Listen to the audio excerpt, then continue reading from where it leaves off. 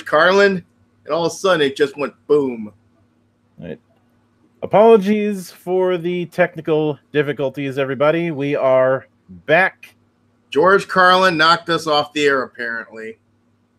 Too edgy for TV. God damn it. But anyway, so in other words, as we were saying before, we got knocked off the air and had some technical problems. Both Price and that other idiot Fries, both of them got their fucking walking papers, and Arena told them to get bent. And ArenaNet put out a post on the official forums saying that their actions do not represent the community. We make this game for you guys, which shows that they that the thing is, MMOs live and die by their community, and developers attacking a Twitch streamer who they're partnered with could have some very detrimental effects on the others if they did not contain this quickly. Exactly. That's a big no-no. However, from my own sources, I've been led to believe that Price is a repeat offender. Oh, yeah. Some of that is unfortunately behind closed doors, so I can't speak much of it. But I've heard that at one point she worked at Paizo and she was not well liked. Yeah. Paizo, for those who don't know, are the people who make Pathfinder, and they've had some Kool-Aid moments at times, but most of that is confined to a few adventure paths at worst. And she also danced on Total Biscuit's grave. Yeah, saying that the kindest thing that I can say is at least he won't be around to hurt people anymore. What a bitch. And of course, after she got shit canned, she went immediately, like less than 24 hours later, to the usual suspects in game journalism. Your Kotakus, your Polygons, etc. And everyone from Brianna Wu to fucking Catherine Cross went on their little bitch fits, as per usual. And Brianna Wu claiming, and I only found about Brianna Wu's comment because Legacy Killer had talked about it. Saying that this move is a blow against diversity and a blow against POCs, transgenders, and women. And I had said, I'd say a bigger blow against transgenders was you coming up with Trumpzilla. Yeah, I've seen that fucking campaign video. Fucking hell, man. But you know what? They're just pissed off because now their little donut crew can't infect the Guild Wars community anymore. The arena that told them to fucking pound sand and don't come back. There were a few people who got butt mad about the fact that this whole thing got linked to was covered at one point by Kotaku in Action. Yeah. Except news is news, and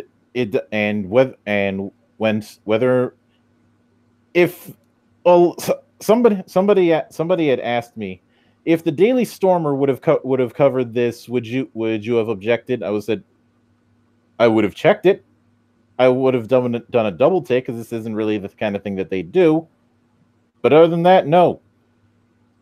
Yeah. But like I said, ArenaNet made a great decision. It's one less outrage merchant in gaming. So what? And hell, if they want to double down, this is only as history has shown, this is only going to work in ArenaNet's favor. Mm-hmm. Because now you're gonna have more people buy their shit because they didn't cuck to these fucking assholes. And speaking of cuckingness, woo, I got something for you from Boogie, because he talked about this shit about about Jessica Price. Hold on. I think I have the tweet here.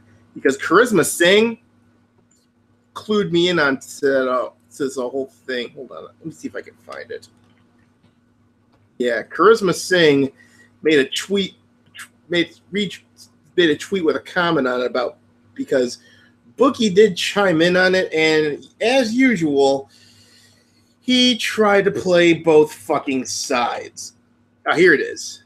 It's right. No, that's not it. God damn it. I think, no, you know what? Maybe it wasn't Charisma that did it. I think I found it on my own. Yeah, it was. I don't think it was Charisma. Yeah, Charisma did not retweet this. But I know I have it here. Here it is. I retweeted Boogie. Okay, here it is. Basically, I said, God, oh, hold on a second. This is here's what Boogie said. I certainly don't want to trigger a mob, but I do want to say one thing about this Guild War II ArenaNet thing. Had people in her past been kinder to her, and she were kinder to people in return, this wouldn't have happened. No one would get fired. Let's all be kinder. Oh, he's talking about kindness and all. You know, kindness and social justice are mutually fucking exclusive. Hasn't Boogie figured this out yet? You know, I don't want to always rail on Boogie because I don't want to either. But you know what? He keeps trying to pander and please everybody. It's not working. Look, Boogie, if you ever hear this, I'm not going to tell you to pick a side. But what I am going to tell you is that if I sympathize with your want to try and be nice to everybody, but you have no obligation to be nice to people who aren't going to be nice to you back, and who make it very clear they're not going to be nice to you back. Respect does not. I understand the golden rule: treat people the way you want to be treated. But here is my corollary: respect and reverence are not synonyms. You get if somebody isn't willing to give it, you've got no obligation to give it back. It's a two-way street, my man. Mm-hmm. That is ultimately why I have no sympathy for people. Well, let's put things into perspective. Even though Jurassic World: Fallen Kingdom wasn't great, it isn't getting shit on nearly as much as The Last Jedi was. Oh yes. And I think the real difference is something that the director said, in contrast to when Johnson and his ilk said something similar. That we are making Jurassic Park for a new generation, but that must not come at the expense of the fan base, because without them, there's nothing. Exactly. Yeah, like I said, I've heard that movie was pretty rote, but it doesn't shit on the fucking mythos. No. So it's an improvement. Now,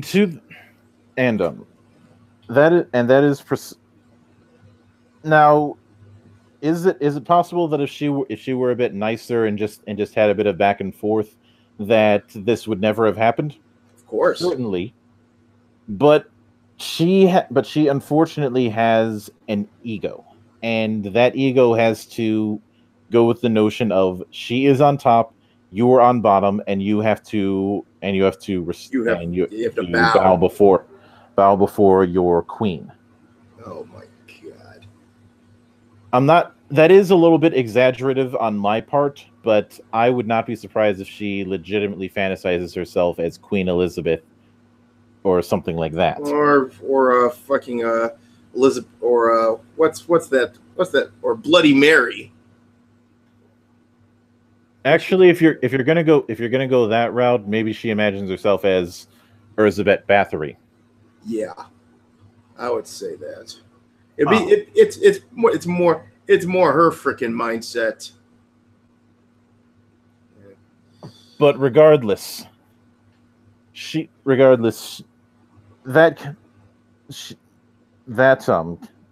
she is not going to be able to have that sort of kindness because she can't humble herself.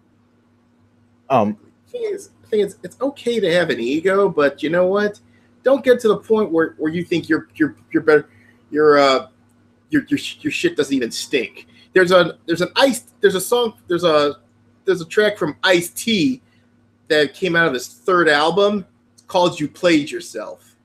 There's a verse on there where he's basically talking about what happens if you basically step all over your freaking fans. Your career's fucked. Yeah. And yeah, I suppose the whole meme of congratulations, you played yourself can apply here. Yep, because that's exactly what she did. She played herself. So, I do hope that the thing is, of course, other companies should take this as a bit of an abject lesson, because even though Guild Wars doesn't have the kind of pull that it had at one point, it still has a sizable and still has a very passionate fan base, and doing this sort of thing is how you maintain your fan base. Yeah, how you do not maintain your fan base is treating them like the enemy or enemies in waiting. Yeah, because I played Guild Wars 2, and granted, it was like what, 6 years ago. It wasn't that bad of a game. It was actually pretty decent. And of course, the other thing to keep in mind, and this is one of the things that makes a game like Guild Wars unique, is that they don't do a subscription model. Yeah, it's basically free to play. Once you buy the damn thing, you can play it all you want. Yeah, though they have put out a couple expansions, but that's it. Yeah. Well, at least they're not beating it to death like World of Warcraft. Well, with WoW, they suffered from oversimplifying it. Yeah.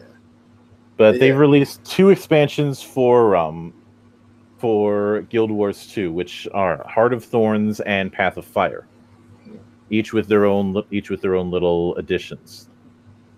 And of course they put in some further specializations for their career system. But the other bit of Geek of the Week that we have, and this is speaking of someone who played themselves, and this is the one you specifically called me up and asking we have this for Geek of the Week. Oh, yes. So Aaron, take us away. Make sure to give the explanation proper. Okay. If any of you followed any of the cosplay shit, well, there's one cosplayer whose name is Mariah Malad, better known to everybody as Momo-kun. I'm gonna put it to you like this: you take a look at her, she is like, damn, I'd spend 12 hours with her. But here's the problem: it has been revealed this week that, as good old JR once put it, crazier than a pet coon. Yep. So here's exactly what happened. And I'm going off on a lot of sources. Like there is one post on Twitter about this shit. Even had a hashtag called Momo-kun gets canceled. But what happened was, during Anime Expo, right, during AX, she was featured on hold on, let me see here. It was a meet and greet panel. It was supposed to be a meet and greet panel over at Anime Expo. Okay. And what happened was, once it was publicized, the Twitter blew up big time, because apparently, let's just say Momo-kun's a bit grabby with people.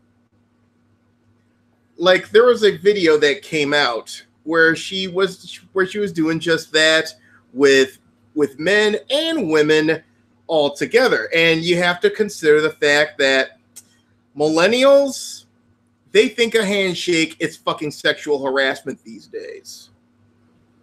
Yeah, we so often hear that whole cosplay is not consent thing, which I think from day one I predicted that that catchphrase was going to backfire, and I take no pleasure in being right.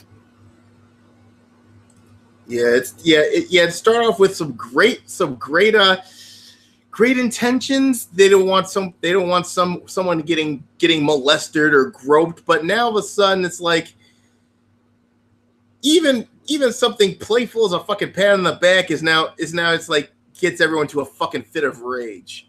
Now don't get me wrong, that I'm not condoning what Momo-kun did at all, okay? I wouldn't say she was a sexual predator, but what I can say is she's unprofessional as a motherfucker, okay?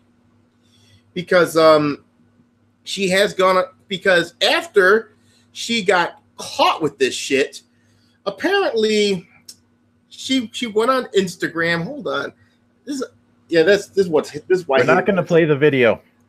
No, we're not. Yeah, I'm not planning on it. Hold on. I'm definitely not playing the Instagram thing. But she was on Instagram. She posted that I basically canceled the meet and greet because I was being harassed. What in reality happened is it was the other way around. They canceled her. So basically she lied. And also, and I know you don't want to say the video, but she did put out a video afterwards that says, well, I tend to get a little crabby because it's probably because of my ADHD or something like that, basically making more fucking excuses. Listen, I know there are people with ADHD and freaking Asperger's. I'm one of them that has Asperger's, but I don't see that as an excuse to be grabby with everyone at the fucking con. I have worked with people who have Asperger's. I myself have Asperger's. I've worked with people who have high functioning and low functioning autism. I've worked with people who have Tourette's. I've worked with people who have even more debilitating issues. None of them really can be placed on the kind of behavior that is done there. That is a behavior from someone who has not had their hand slapped. Either that or she or so. I think the problem here is that they thought this is one instance where at least her looks didn't get her a pass. At least that's the good thing. But the thing here is simple. As what's that? Goddamn. As the Georgia Satellites once put it in a song back in the day, don't give me no lies and keep your hands to yourself.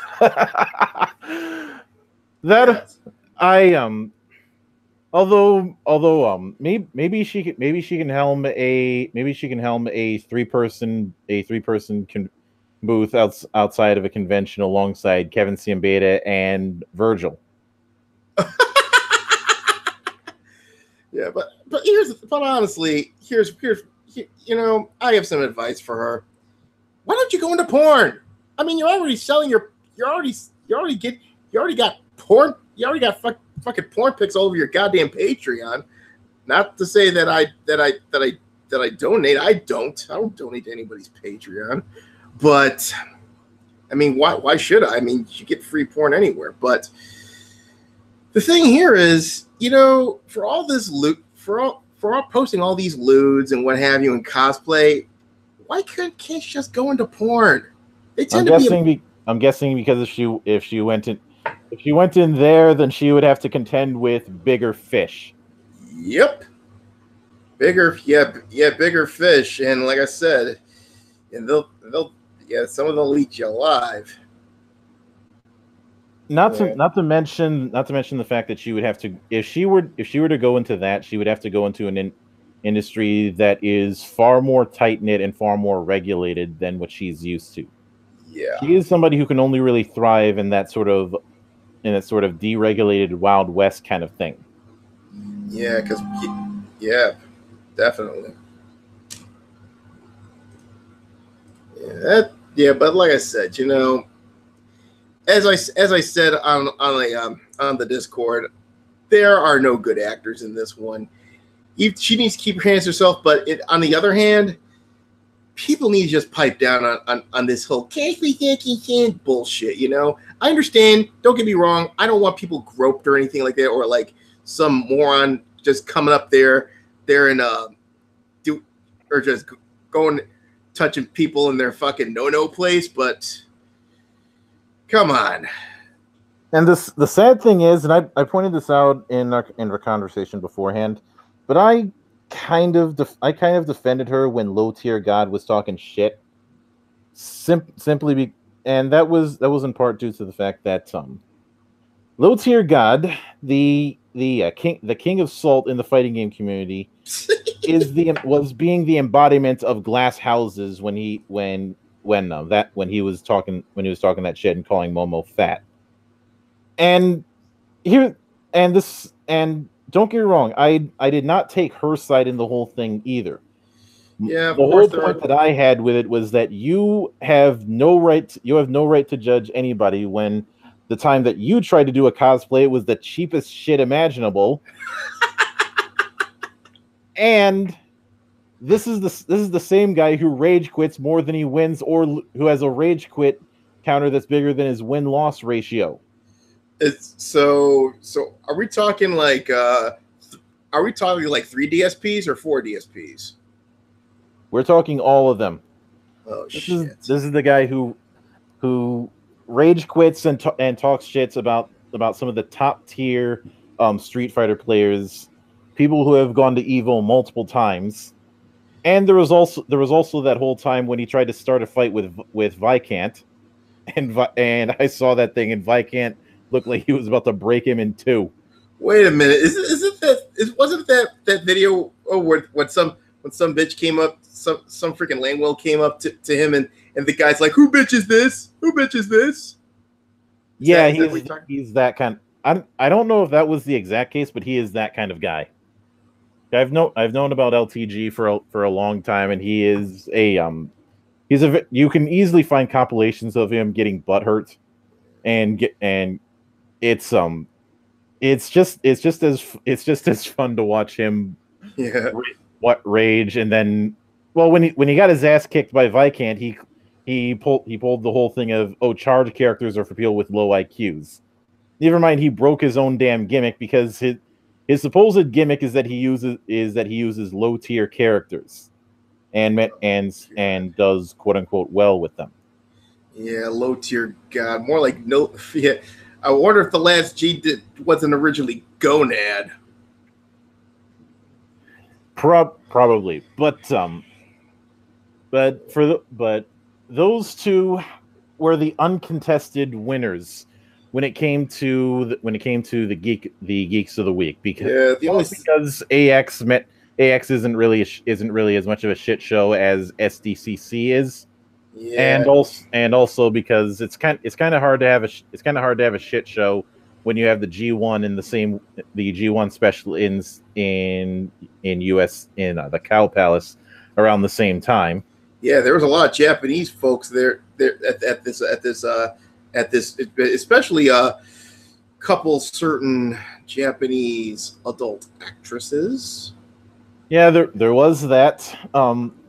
Apparently the former IWGP heavyweight champion is a fan of In and Out. Yeah. Plus, there's the whole thing of Okada going to a baseball game in San Francisco, which isn't too surprising because we all know how popular baseball is in Japan. I do relish in the fact that that Germany has gotten Germany, who thought they were going to have who thought they were going to have a 72. back-to-back winner for the World Cup, it got completely knocked out in the first round. Yeah, all the players that were slated to win are gone. Germany, Portugal, Brazil, they are G-O-N-E gone. Yep. Yeah. The only sad part about this Geek of the Week, though, is well, Momo comes out of my marriage pile. Damn it.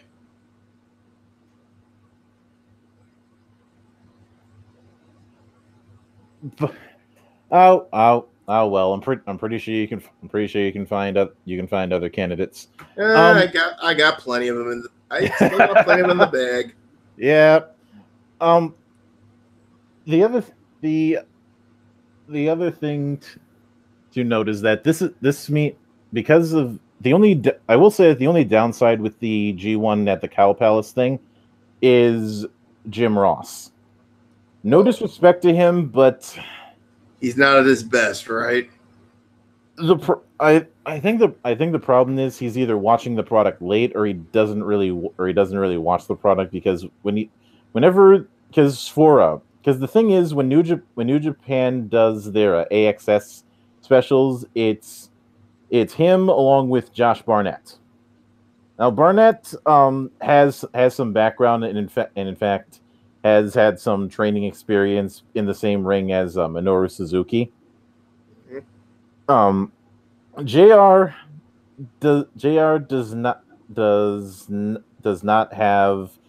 is not well versed when it comes to the New Japan product. Yeah. It doesn't matter how good you are, you need to know your product. Mm-hmm. And he does what he can, but you listen to that, and then you listen to Don Callis and Kelly Kelly on New Japan World, and it's clear who's winning that who's winning that contest. Oh boy. Spoiler, it's probably not gonna be Kelly Kelly. I said Kevin Kelly. Oh, Kevin Kelly. I thought you said Kelly Kelly. Do I have that bad of an accent? I don't know. But let's see, hang on, what do we got here? Nope. Thought it was something. No, it's nothing. And anyway, that took a little bit longer than I had anticipated. Yeah, it's probably because of the we have another TD moment. I guess Google's really starting to hate us. Yeah, I'm probably going to start experimenting with OBS come next week, especially since in 2 weeks I will not be doing I should know this. In 2 weeks I will not be doing Monastery Live because I will be at MetroCon in Florida. Because I'm not coming back until the 23rd. Okay. I leave on the 18th. I come back on the 23rd. Looking forward to some parts, not looking forward to others. Namely, I'm not looking forward to the heat. Ugh. I'll probably end up doing if you've been watching being the Elite, I'm probably going to do Scorpio Sky's little running gag. This is the worst town that I've ever been in. That'll be interesting. But the initial plan that I had, which has already gone off the rails, was to speak a bit about RPGs. And yeah, it doesn't. Yeah, what a surprise! The guy who's obsessed with tabletop wants to talk about RPGs, but I wanted to talk about video game RPGs primarily, and I'd bring up only tabletop when it was absolutely necessary. But one thing that was kind of fascinating to me is and somebody called me out on this, and I thought it was kind of silly. That it seemed that for some people it seems unfair that Final Fantasy has had 6 different attempts at a tabletop RPG, and a game like Tales, which some may argue is better. I don't argue is better or worse. I just argue it's different. Doesn't have one. And I would, and the reason why I would say that, even though don't get me wrong, I like some versions of Tales, even though I think that MP and in that kind of action-based setup is not the best move. It's a move that doesn't need to be done nowadays. I honestly prefer the chain system that was done with like graces.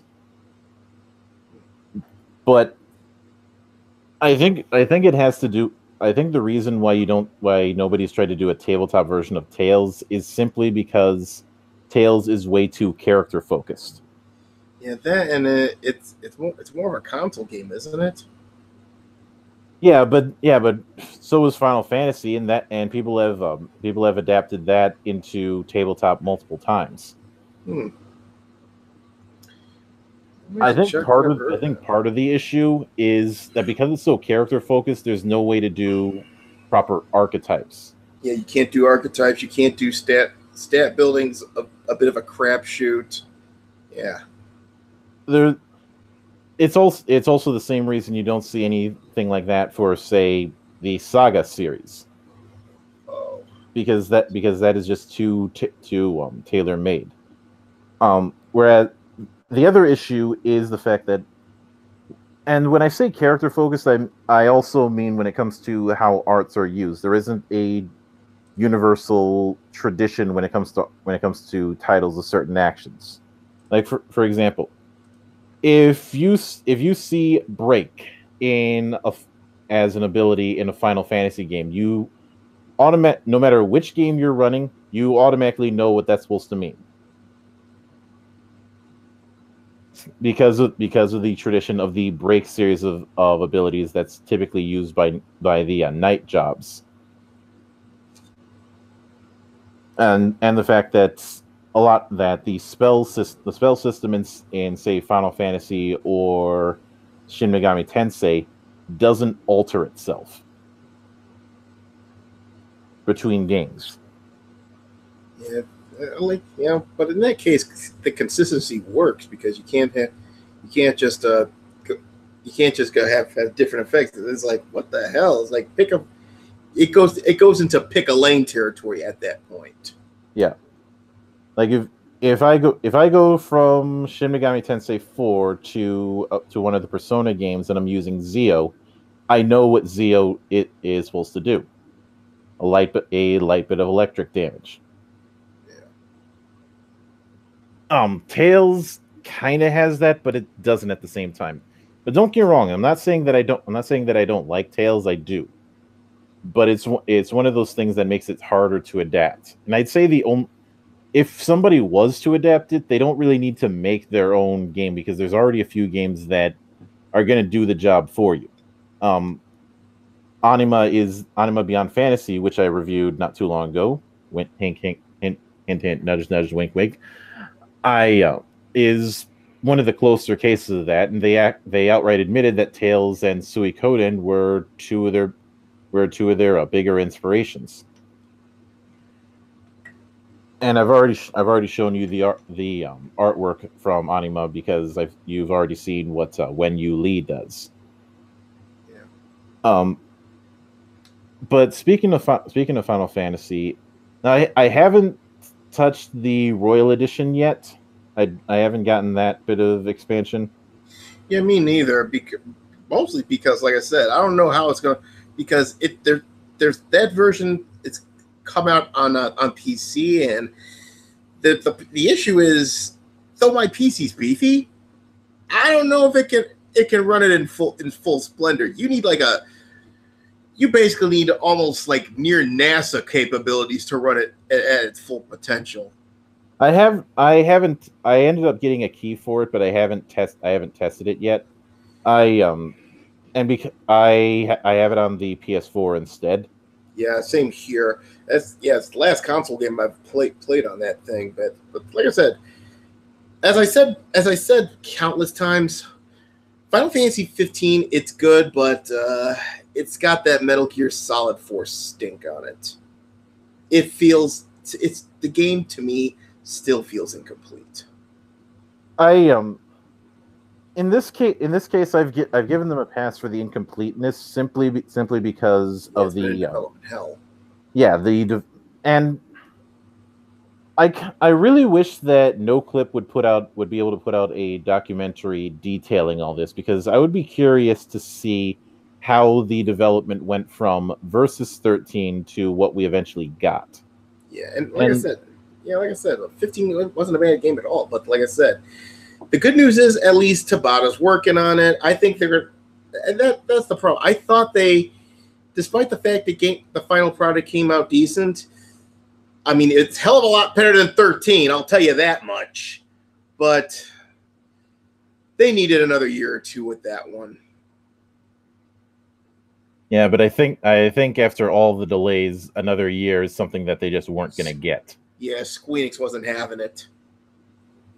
Although for what it's worth, I'm not fond of the term Squeenix because it's always used in a hyperbolic sense, and especially when people are using it to do the whole you're not doing what we want, so you're the worst company ever.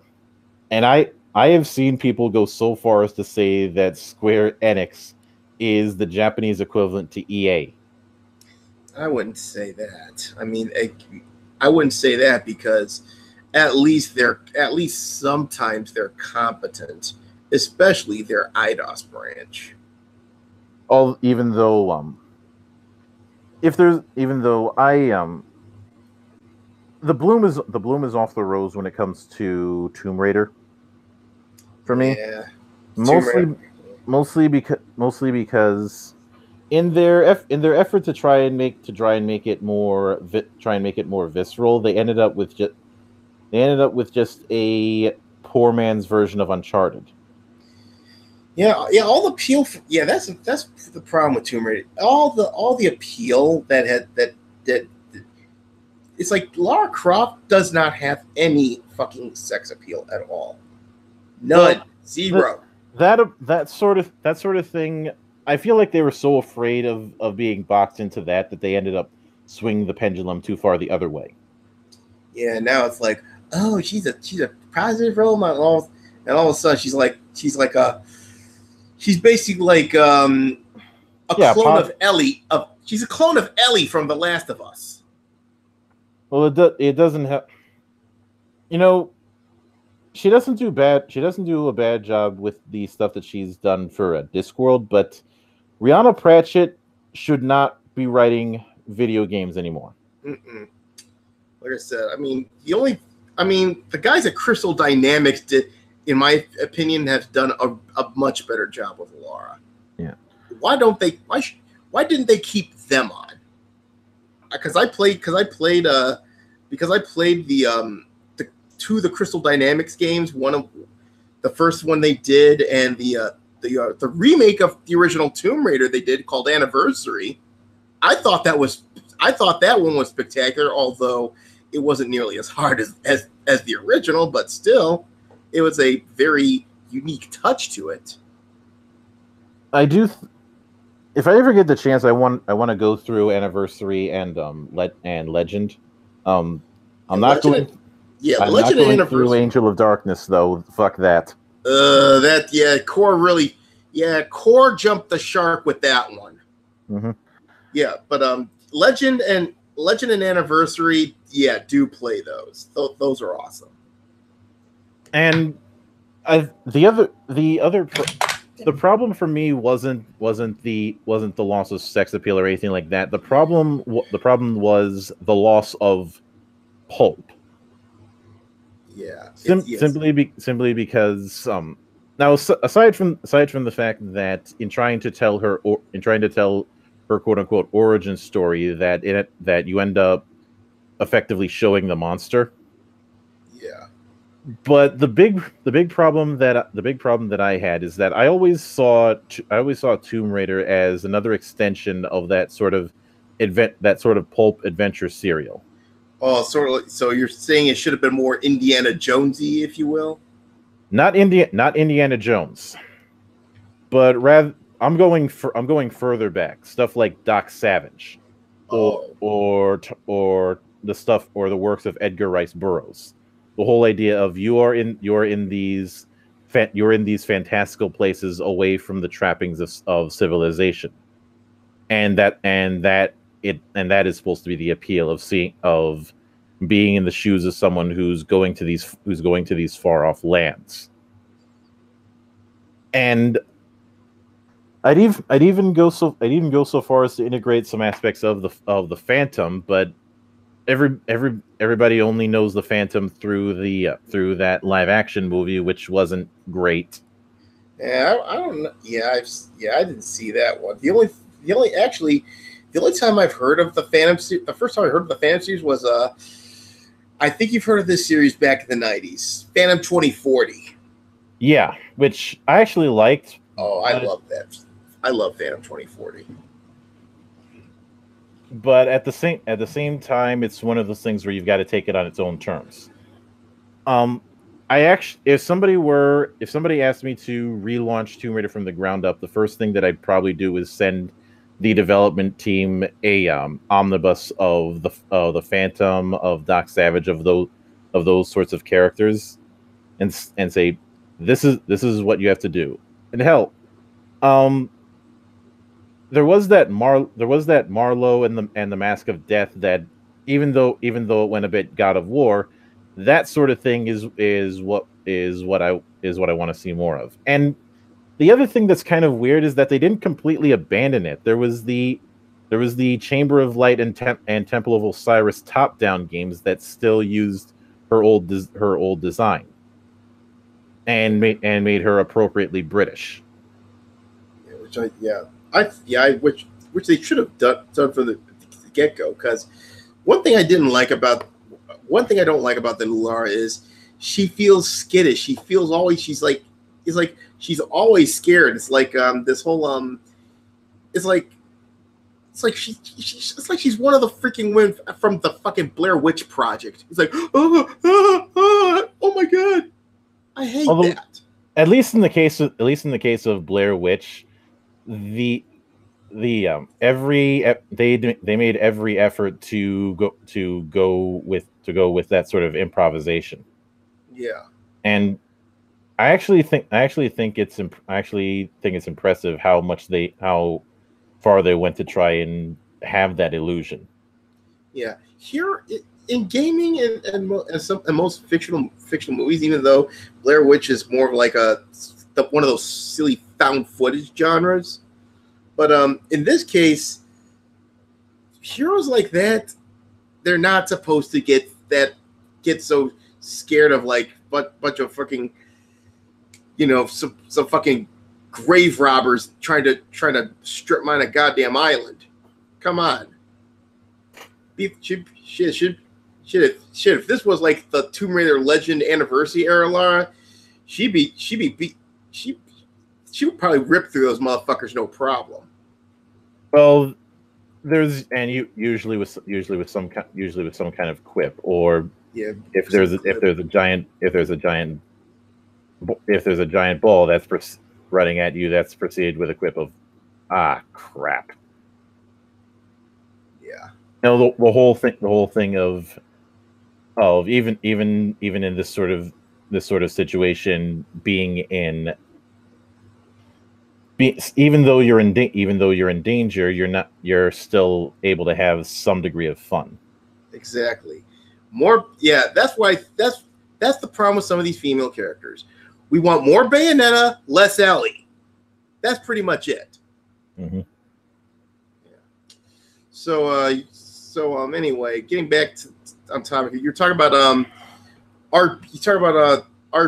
RPGs, and you said we were talking about like favorite RPGs from the past, right? Past, present, future. I just want to talk about RPGs. Yeah. Like I said, and I think this is sort of like dovetails to what I've been experiencing the last week or so. I think one of the most unsung companies in the RPG realm is Falcom, because like I said, the problem with this is not because it didn't get a lot of exposure because they're they didn't get their because they weren't the games that they released the systems they released their games on was not widely available here in the States, especially around the 90s. East. Yes, East. The problem with that series, what's early on, it was all the best ports came on the TurboGrafx 16, and that was not a popular console here in the States, even though it was a pretty good console. It was a pretty good console, but from what I've been led to believe, that thing had much more of a foothold in the UK than it did stateside. So basically, it's like the goddamn Master System. More or less. Yeah.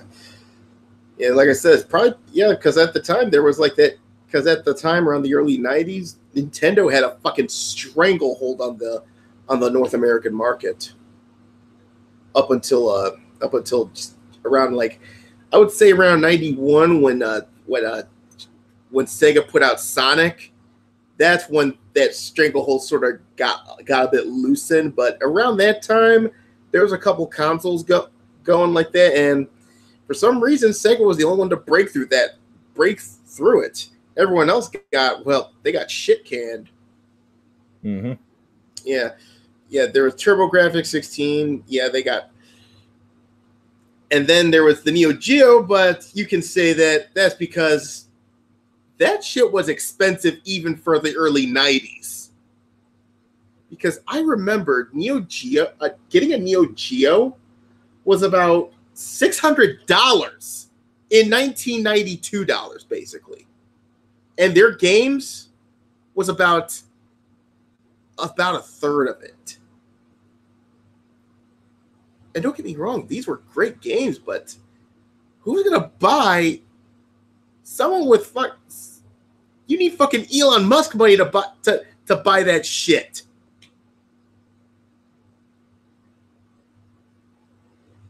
Yeah, pretty much. And I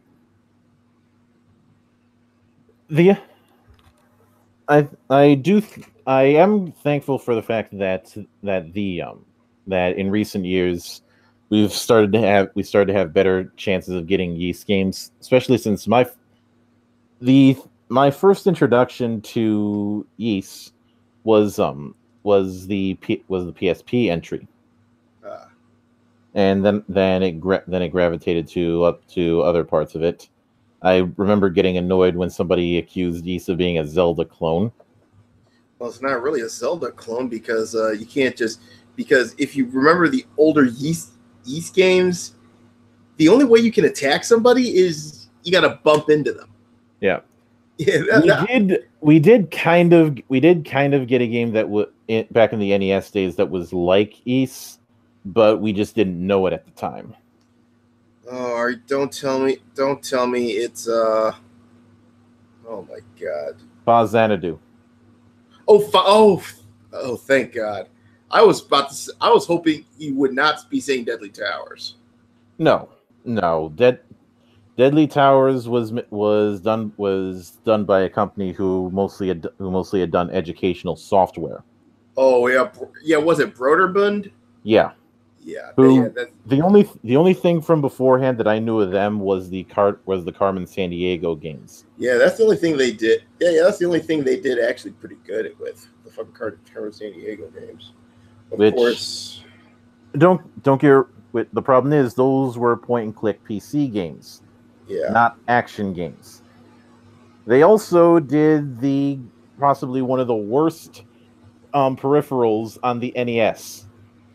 Oh shit. The U-Force. Oh my word. That shit. Yeah. God. Yeah. Which the whole idea was to be able to play a game without using just hand gestures and a sensor. Even back then, motion controls were just a silly gimmick no one could get a lock on. It was. Yeah, that's the thing about motion controls. It's still a broken science now as it is then. Well, not to mention the kind of games that you can do with motion controls is always going to be limited. Yeah. And if I'm going to blame anything for why people keep trying to do motion controls, as much as I like his work, I'd probably have to blame William Gibson. Yep. Don't get Yeah. wrong, I like Neuromancer, and Gibson is the godfather of cyberpunk.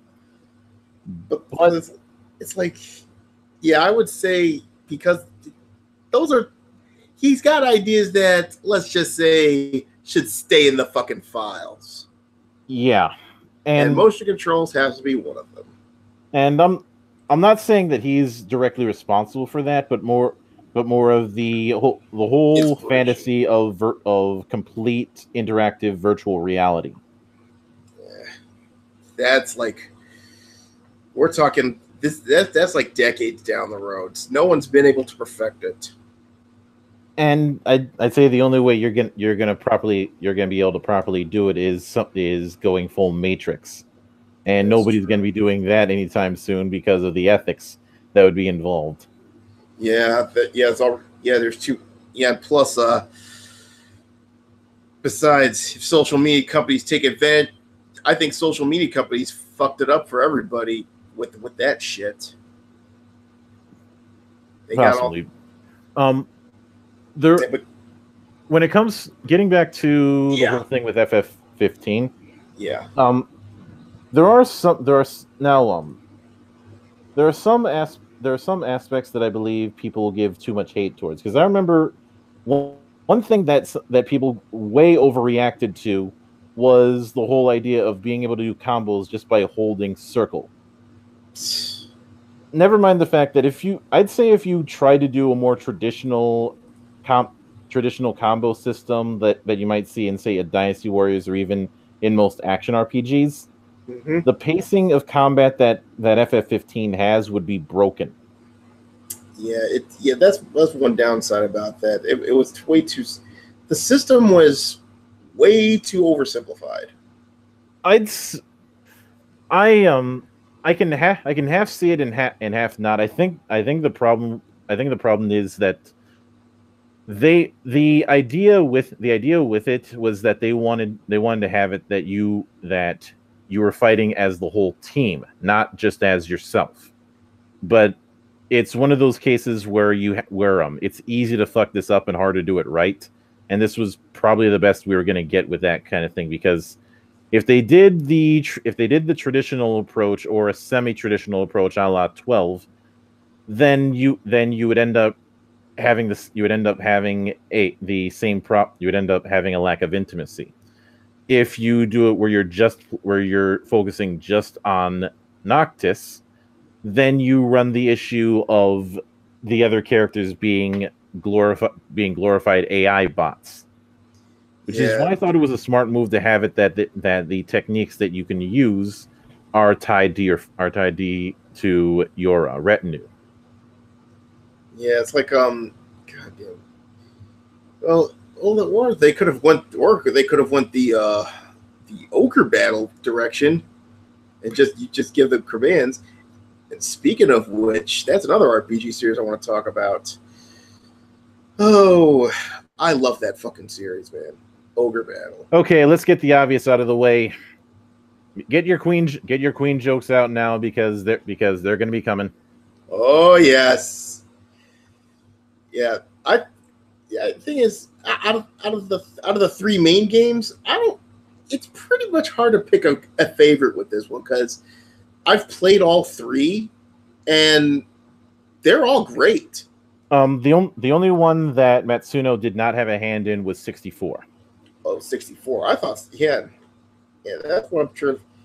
And which is why it didn't follow the Queen tradition, because the first one had the subtitle March of the Black Queen.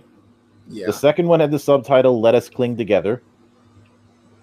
Or Teo Toriante, because they're using an older version of Japanese when Queen put out that song. Yeah. And the third one, because Matsuno by that point had left Quest and joined up with Square, had the subtitle "Person of Lordly Caliber."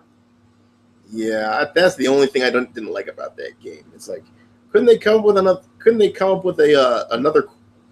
Could be like I bet you if he was still around, I bet you it'd be called Ogre Battle 64 Sheer Heart Attack or some shit like that. Probably, or I'm surprised if he ever. Well, I'm not sure if he's gonna come back to it, because the game that he was supposed to come back with ended up being a Kickstarter disaster. That now the people who are left have to desperately pick up the pieces. Oh shit! What is up with Japanese developers and Kickstarter? It's not it. There's a few rotten eggs, but I do think that some people have managed to be the exception, and I wish Studio Trigger the best of luck for opening up a Patreon. Yeah, because it seems like anybody that if any Japanese developer does a Kickstarter, it usually falls on its ass.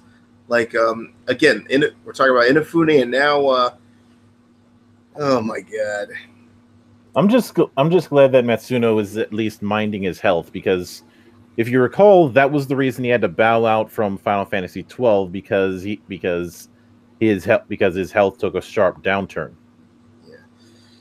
Which is why I understand why some people don't like 12, but in my personal opinion, it is half of a good game, and I can't really fault the fact that they had to scramble when their director left. Yeah, 12 came out like sort of like a WoW clone, but like I said, if you're gonna make a WoW clone, at least make a half decent one. And they did that. I didn't really see it as a WoW clone. And like I said in my 4th edition video, I see the WoW comparison as a bit as circumstantial. What I did see is a kind of it's like it was attempting to make an evolution of some of the things that were established in Tactics. Oh. But the international version, now basically the current Zodiac version, is far more interesting. And I do think that this is when they finally got a handle on how you're supposed to be doing dub work. Oh, they redubbed the Zodiac version? No. With 12, they didn't have as many. The localization process didn't have as many hiccups, where lines didn't seem to fit, and they got more professional folks who work on the translations. Because as much as I like 10 and 10-2, yeah, fight me. There were moments, especially in 10, because this was the first time that the team had handled voice acting, where the mouth movements were still for the Japanese, and in some cases longer, even though the English voice wasn't as such. Like you were watching a bad dub of an early Shaw Brothers film. Yeah, watching or you basically do the Kung Pao soundtrack on that whole fucking game. Yeah. That's one of the things I appreciated with 12 was how it handled weapons. Yeah, I agree. Because one thing that I have argued for the longest time is that with a lot of games, they are far too restrictive for what characters of a certain class are expected to wield. Like sword and board, and I will fight anybody who tries to tell me otherwise, is the most boring way to equip a character in any game. It just sounds cool. That's all. No, it doesn't. Do you know what sword and board is? No, enlighten me, because I know the name of it. The name of it's cool, but I heard it's got something to do with sword and board is basically a sword and shield style. Oh god. Now some games can make it work by using the sword and the shield as total weapons. But this is not something that happens often. And there's also the fact that other weapon types, like say spears or staffs, are either not used enough or used in ways they shouldn't have to be. With 12, you had this thing where each weapon had a certain stat that it would use as its attack, and what the opponent would have to use as its defense. And this made some weapons like rods extremely effective, especially when fighting really beefy types. Oh yeah, I think I remember the rods. They were basically they were basically OP as a motherfucker. Mm-hmm. It also 12 also had probably the second worst hidden boss in the entire franchise. Oh shit. He's Matt. Yeah. And for what it's worth, the number one spot, Ozma. Oh yeah, Ozma. Yeah, one of the reasons. Yeah, the only super boss in any Final Fantasy, in any of the first 9 Final Fantasies that I don't even bother going after. I did, and it really wasn't worth it. I just got a few cards. The reason why it's the worst, in my opinion, is because he cheats. And when I say cheat, I mean cheat in the way that bad RTS AI cheats, where they have a clear advantage that you can't work against.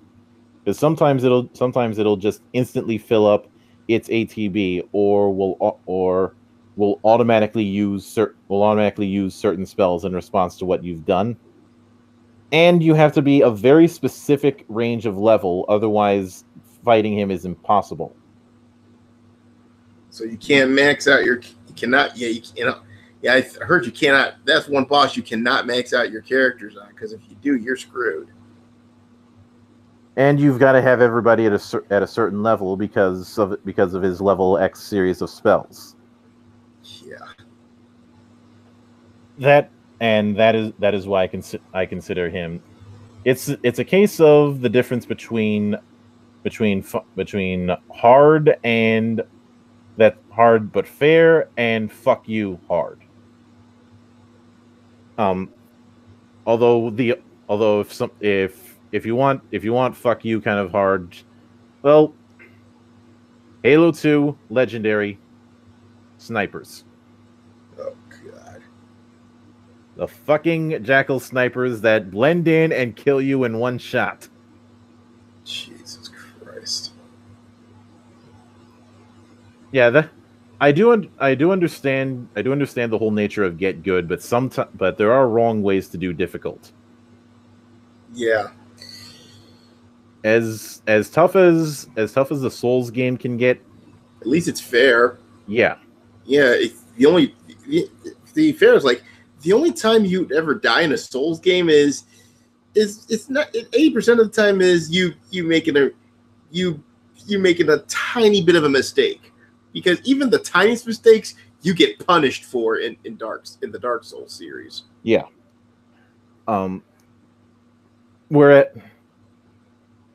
Where even something like Ninja Gaiden or the original release of Devil May Cry 3 are hard but fair. Yeah. Even if I would, if I ever get the chance to interview anybody at Capcom, I would like to figure out why they did that switch for the US version back on the PS2. Yeah, I guess they were complaining too much about the previous entry. I guess, but making the normal mode in the US the hard mode in Japan.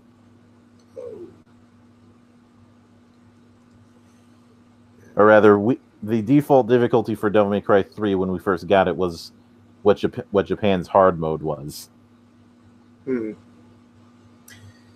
know what's funny about the Devil May Cry series? Like, I wonder, did they pretty much retcon the second game at this point?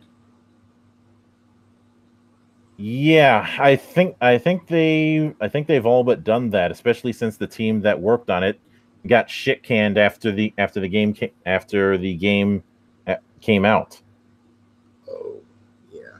Well, not immediately after, more of after they got the reception, they got rid of that team and moved them on to other projects.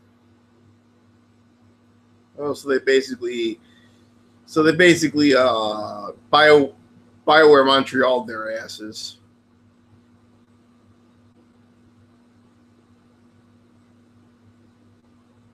More or less. Then got the proper team together for 3, and the rest is history.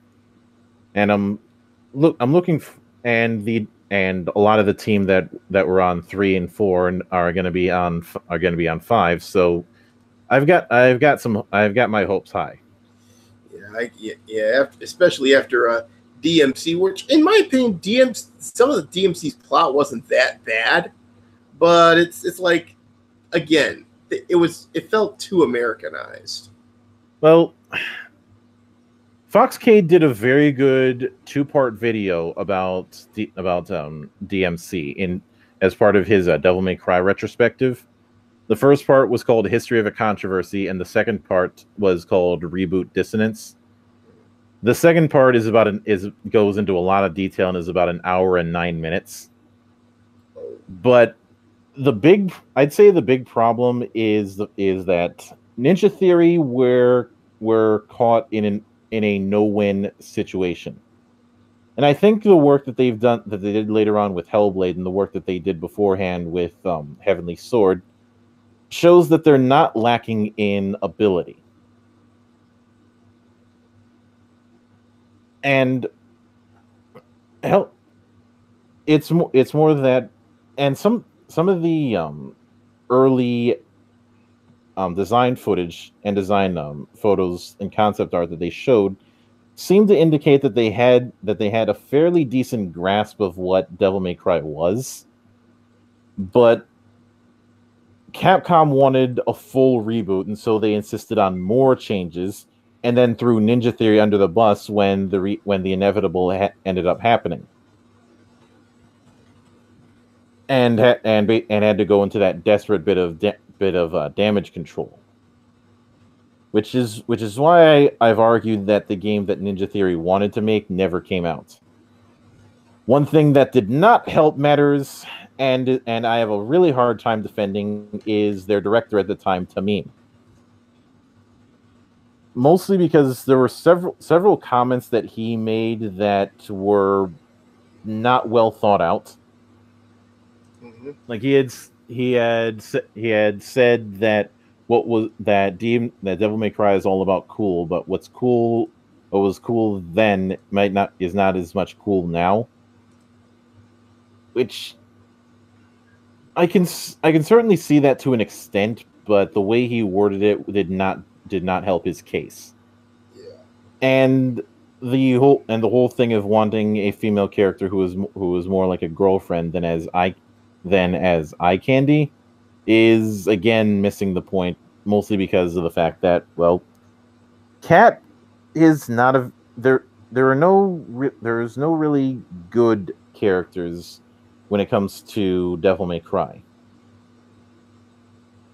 The closest is Dante, but even that's a stretch, because one, the lack of subtlety in certain affairs, and two, it's a round peg in a square hole. Yeah, I've noticed that about Devil May Cry. There's not many like standout characters except for 3 of them, which is Dante, Virgil, and Nero. Well, when it comes to the mainline, I'm mainly speaking about the reboots. When it comes to the mainline series, there are plenty of standouts.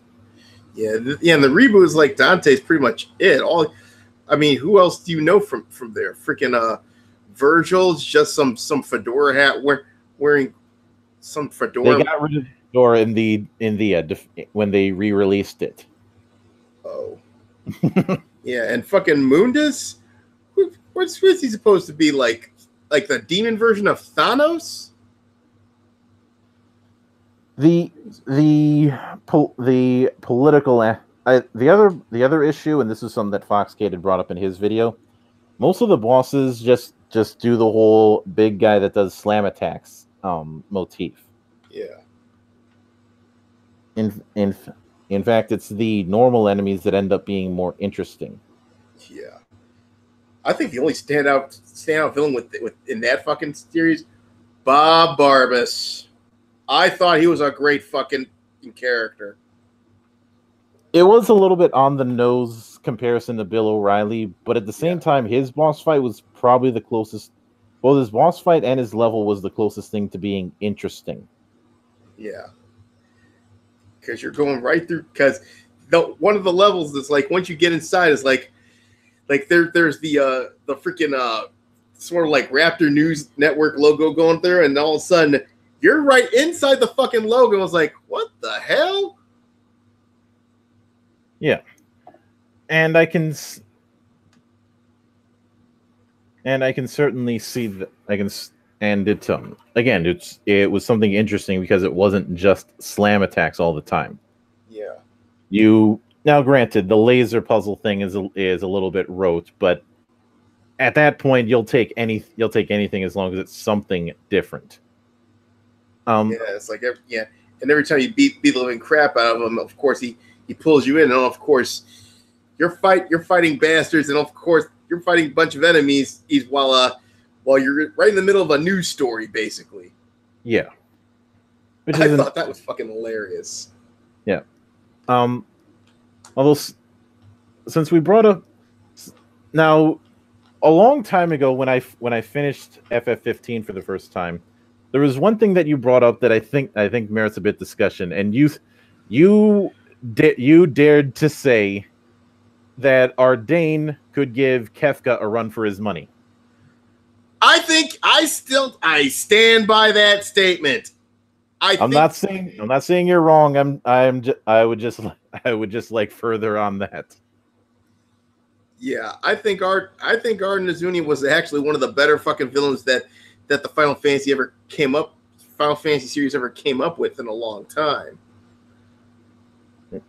I can certainly see it, because for me, the comparison that I ended up making with Ardane was Garrick or Gul Dukat. More on the level of Garrick, especially early on, because he does seem to help you, even though everyone admits that the only reason you're accepting that kind of help is because he's technically right, even though nobody trusts him. Yeah, you got pretty much nothing else to go. Yeah, it's like you have to go his way, because you got no other choice. Yeah, and I think there's also the fact that even though his boss fight is a little too close to the scale that the boss fight, but some of the boss fights in Kingdom Hearts are, which I just pin on it being this game being directed by Nomura. The fight with Ardane was actually very good, because it followed a rule that I like to have when it comes to boss fights. Yeah. My favorite style of boss fight is essentially a more powerful version of yourself. This applies to. This is why so many people end up liking boss fights with Virgil, and why for the No More Heroes, the best boss fight in that game was against Henry. Yeah, I like this. Yeah, because usually with the end of every Final Fantasy game, it's like you have to take on like their like a one-winged angel form or some shit like that, where they become like some sort of a Cthulhu like horror or some Lovecraftian abomination or what have you. Mm-hmm. But in this one, you really don't have that. I mean, the closest you got was the battle against Ifrit. And even that's kind of cheating, because a chunk of the way into that fight, the Astros come and save your ass. Even though I did enjoy the appearance of Bahamut in this case. Yeah, I think But I like that whole final fight with Arden, because, like I said, it was straight up one-on-one battle for this to see who gets to control EOS. Mm-hmm. I think the other thing that certainly doesn't hurt is the fact that the best villains are heroes of their own story, and in his case, it was the fact that he tried to do the right thing, but because he didn't do it in a way that the Astrals approved of, he got screwed over. Yeah. So he basically, yeah. And you kind of understand where he's coming from, because, like I said, he said, "Hey, I basically I didn't do it the way you did, but you know what? It worked. So why you gotta fuck me over?" Yeah. And granted that resentment corrupted him, but the point still remains. I'd say maybe it's just me, but I think having the Royal Arms I think they should have depleted MP instead of HP. Yeah. Mostly because when you get low on that, you can kind of get into a vicious cycle. That's happened a couple times, where you're low and you're trying to find a way to recover yourself, or hope that one of your teammates can get close. It's probably the one weakness with the combat system in that game. Yeah. But as far as other RPGs, since we did bring up BioWare, I should note that I really like Jade Empire. I consider that possibly to be BioWare's best work, even more so than Knights of the Old Republic. Yeah, I haven't played Jade Empire. I mean, the only thing I played from them was Knights of the Old Republic. I did play a little Dragon Gauge, and but you know, one of the series that doesn't get a lot of attention, Neverwinter Nights. I can certainly see it, and you know, there was a point in time where I had wished that we had gotten a Neverwinter Nights game that took more cues from D&D outside of 3rd edition. Yeah. But with the state that 5th edition is in, I'm glad that didn't happen. And Candlekeep and Tomb of Annihilation just end up doing their own thing, and unfortunately end up just being a poor man's version of Divinity. Yeah. Or if somebody wants to go that route, they're better off getting Pillars of Eternity. Well. Another. How familiar are you with, say, Suikoden? Not real. Not. Yeah. I never got into Suikoden, mostly because I didn't have a Dreamcast. What are you talking about? Suikoden was never on the Dreamcast. Oh, I thought it was on the Dreamcast. Wasn't it made by Sega? Or No. am I thinking something else? You're probably thinking the Shining series. Oh, either that or hold on. Let me look up something.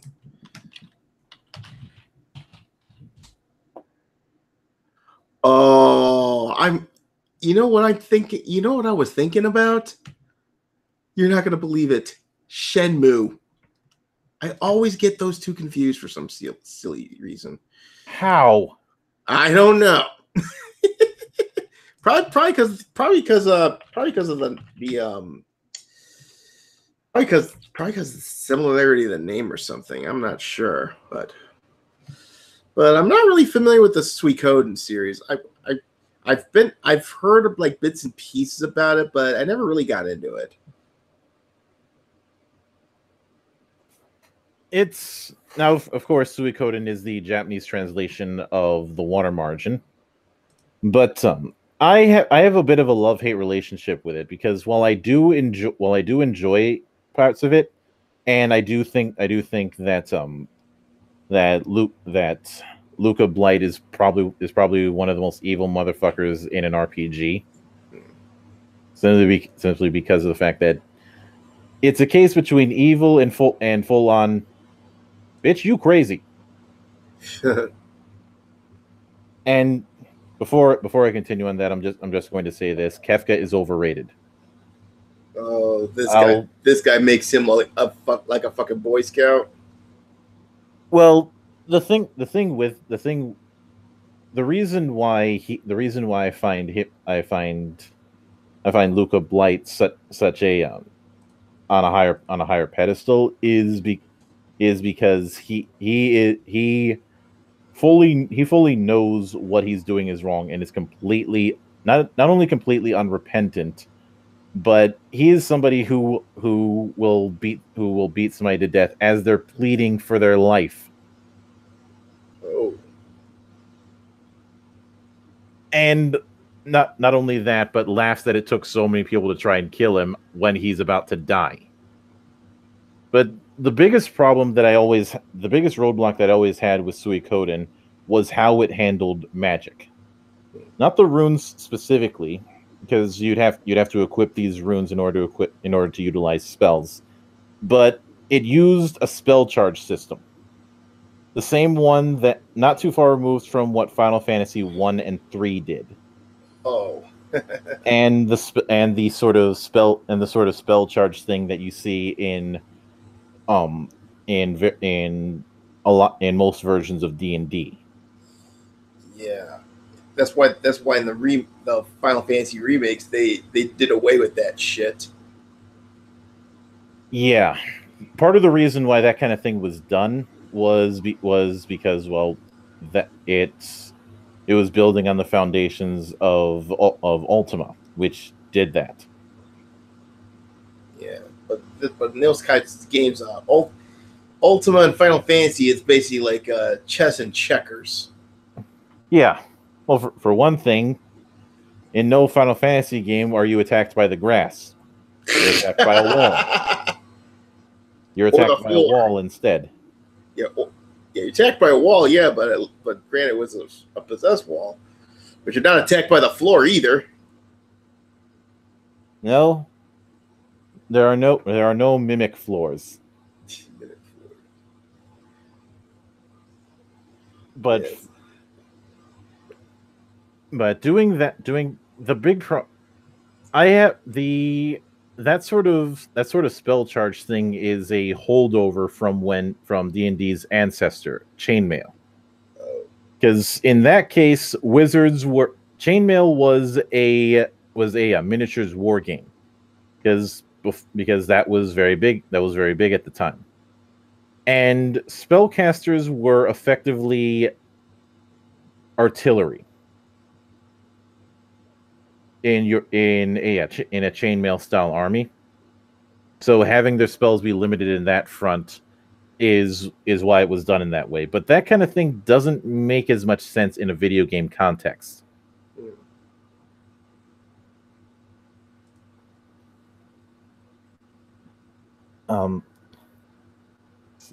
The other, and don't you hate it when you think you have a thought but you end up losing it? Yeah, hope you're not getting Alzheimer's. No, I just went to the Lost and Found and was looking for my mind. Oh my God.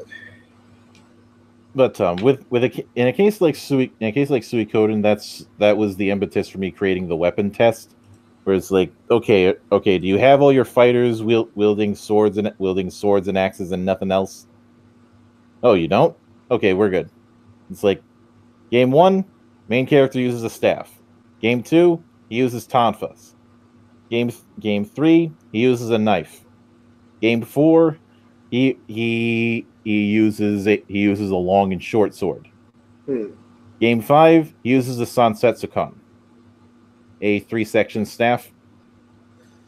So basically, depending on the game, it's like his weapon set is very it's pretty much inconsistent. I'd say more diverse. Yeah. I know diversity is a dirty word amongst shitlords like us, but in this case, well, in Suikoden 5, your starting party had yourself using a 3-section staff, another character using moon chakrams, George Prime, who's been in every game using a basically using what's referred to as an EI sword. Basically, he's an EI jutsu guy. Mm-hmm. And your bodyguard using what amounts to a nagamaki, which a nagamaki is kind of the midway point between a katana and a naginata. Ah. So it doesn't have the same level of reach, but it is still two-handed, basically like a short spear. Yeah. Just with a lot more blade. Joku's arrived. Yeah, sorry about that, guys. I got into a very long and heated political and economic discussion. With who? A friend of mine. It wasn't a bad discussion, but I just finished I forget the author's name, but that book, The Curse of the High IQ. Mm-hmm. Yeah. Very some interesting things, but I don't want to derail the discussion that you guys are having.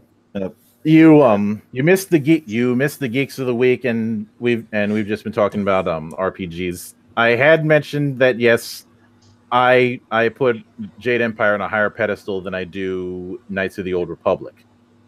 I agree with you 100% because Jade Empire was a fucking amazing game that had absolutely no baseline lore to go off of. Jade Empire had to make it up all on its own, and it was amazing. Yeah. Although I did find out sometime later on that the structured language that they made, Thofan, technically, if you were to translate what they were actually saying, it's a bunch of cow jokes. Like one of that somehow doesn't surprise me at all. That's amazing. But I remember the it's one of those rare cases where I've technically bought the game twice because I first had it on the Xbox. I had the special edition of that, which had a making of thing that G4 did, and a DLC character, Monk Zheng. Oh, I had the same one. The one where you could get the guy who had the. I know you were saying Naginata earlier, but he had a Buddhist monk version with the 3-ring or the 5-ring staff. That dude. It's called a monk spade. Yeah. Oh, and that character was fucking amazing.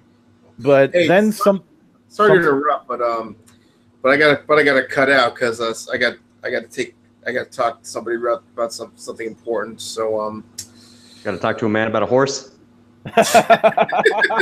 Nothing that silly.